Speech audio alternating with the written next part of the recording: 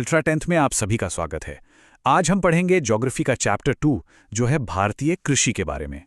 देखिए, जब हम भारतीय कृषि की बात करते हैं ना, तो ये सिर्फ खेत और फसलों की कहानी नहीं है। नहीं, ये तो एक ऐसी जबरदस्त ताकत है जो करोड़ों लोगों की जिंदगी चलाती है और हमारे पूरे देश की इकोनॉमी को एक शक्ल देती है।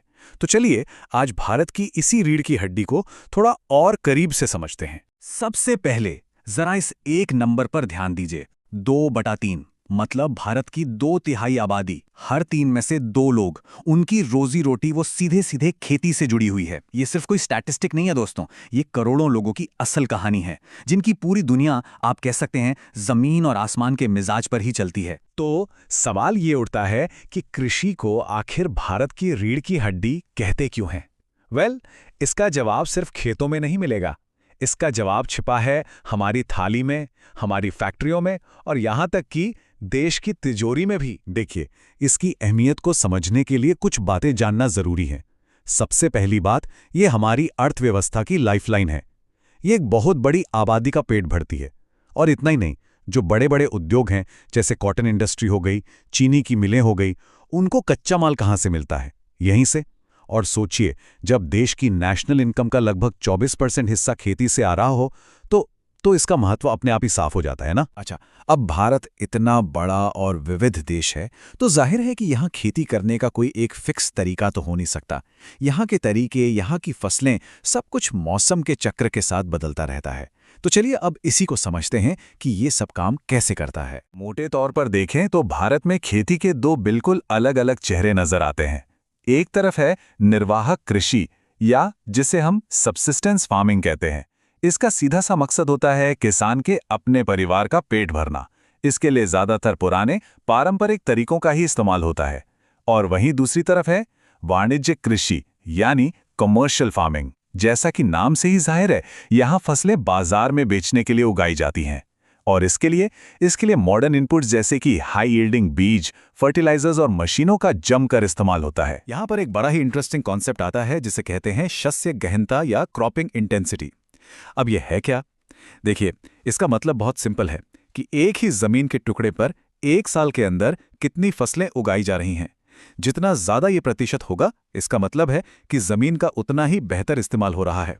ये आप कह सकते हैं सीमित जमीन से ज्यादा पैदावार लेने का एक बहुत ही स्मार्ट तरीका है। भारत का जो पूरा एग्रीकल्चरल कैलेंडर है ना, वो असल में 3 सीजन्स पर टिका है। सबसे पहले है खरीफ, ये मानसून के साथ शुरू होती है, मतलब जून जुलाई में बुआई और सितंबर अक्टूबर में कटाई। इसमें चावल, मक्का, कपास जैसी फसलें आती हैं।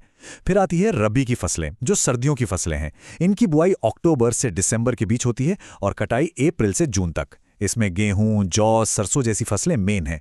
और हाँ, इन दोनों के बीच में एक छोटा सा गर्मी का मौसम आता है जिसे जायद कहते हैं, जिसमें तरबूज, खरबूजा, खीरा जैसी चीजें उगाई जाती हैं। चलिए अब बात करते हैं उन खास फसलों की जो भारत के खेतों से निकलकर हमारी और आपकी जिंदगी का एक अहम हिस्सा बन जाती हैं। और यहाँ की जो डाइवर्सिटी है वो इतनी जबरदस्त है कि हर फसल अपने आप में देश के अलग अलग भूगोल की कहानी सुनाती है। ये इस बात का एक बेहतरीन उदाहरण है कि कैसे क्लाइमेट फसलों को तय करता है। जैसे कि चावल को देखिए, चावल को चाहिए ज्यादा गर्मी और खूब सारी बारिश, इसीलिए ये ज्यादातर पूर्वी और तटीय इलाकों में उगाया जाता है। वहीं दूसरी तरफ है गेहूं। गेहूं को चाहिए ठंडी सर्दियां, इसीलिए ये उत्तर और उत्तर पश्चिम भारत में सबसे ज्यादा होता है। मतलब एकदम साफ दिखता है कि देश की कृषि में कितनी ज्यादा विविधता है। लेकिन रुकिए, कहानी सिर्फ गेहूं और चावल पर खत्म नहीं होती। भारत की खेती इससे कहीं ज्यादा है।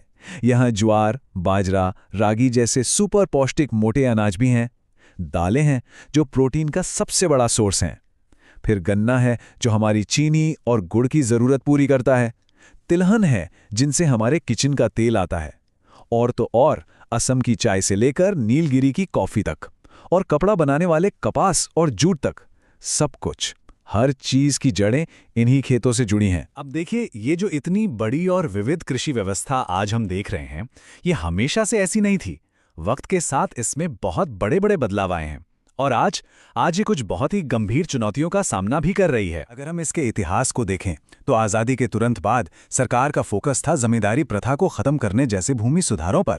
फिर आया 1960 और 70 का दशक और साथ में आई हरित क्रांति, जिसने तो जैसे सब कुछ ही बदल कर रख दिया। और 1990 के बाद फोकस थोड़ा और बदला और किसानों को सीधे तौर पर मदद पहुंचाने के लिए किसान क्रेडिट कार्ड और बीमा योजनाओं जैसी पहले शुरू की गईं। तो आखिर ये हरित क्रांति थी क्या? असल में ये एक ऐसा दौर था जब नई टेक्नोलॉजी, खासकर हाई यील्डिंग वैरायटी यानी HYV बीजों, बेहतर सिंचाई और केमिकल फर्टिलाइजर्स के इस्तेमाल से अनाज के उत्पादन में एक जबरदस्त उछाल आया। इसी क्रांति ने भारत को अनाज की कमी वाले देश से एक आत्मनिर्भर देश बनाया। ये वाकई में एक मील का पत्थर था। लेकिन इतनी बड़ी कामयाबी के बावजूद आज का किसान कई मुश्किलों से घिरा हुआ है। एक तरफ तो बढ़ती आबादी का दबाव है, जिससे जमीन के टुकड़े छोटे और घाटे का सौदा होते जा रहे हैं। ऊपर से मॉनसून का कोई भरोसा नहीं, कभी आता है कभी नहीं। और फिर ग्लोबलाइजेशन के कारण बाजार की कीमतों में जो उतार चढ़ाव होता है, उसका असर भी सीधा किसानों पर पड़ता है। ये सब मिलकर एक बहुत ही कॉम्प्लेक्स चुनौती बन जाती है। और ये सारी बातें हमें इस चर्चा के आखिरी और शायद सबसे ज़रूरी सवाल पर ले आती हैं, और वो है खाद्य सुरक्षा या फूड सिक्योरिटी। क्योंकि आखिर में खेती का सबसे बड़ा मकसद तो यही है ना कि हर इंसान को भरपेट खाना मिले। तो खाद्य सुरक्षा का असल मतलब क्या है? इसका बहुत सीधा सा मतलब है कि देश के हर एक इंसान को हर समय उसकी ज़रूरत के हिसाब से पर्याप्त, सुरक्षित और पौष्टिक भोजन मिल सके।